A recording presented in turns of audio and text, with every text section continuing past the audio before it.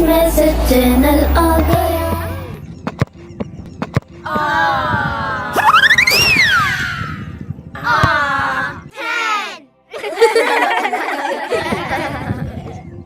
साद भाई, आप कहाँ से आ रहे हो? अस्सलामु अलैकुम वरहमतुल्लाहि वबरकातुहू। सऊद भाई, आपने तो सलाम भी नहीं किया।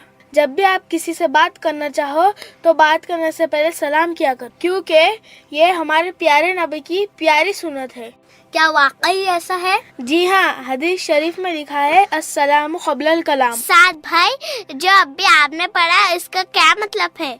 इसका मतलब है कि बात करने से पहले सलाम किया करो।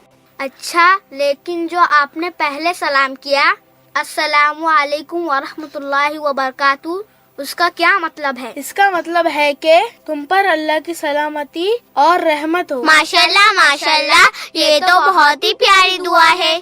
बहुत शुक्रिया साद भाई, आपने बहुत अहम बात बताई। अब इंशाल्लाह मैं बात करने से पहले सलाम किया करूँगी। जी हाँ साद भाई, अब मैं भी बात करने से पहले सलाम किया करूँगी। तो प्यारे बच्चों, आज की बात से हमें सबक मिलता है कि जब भी किसी से बात करो तो बात करने से पहले सलाम किया करो।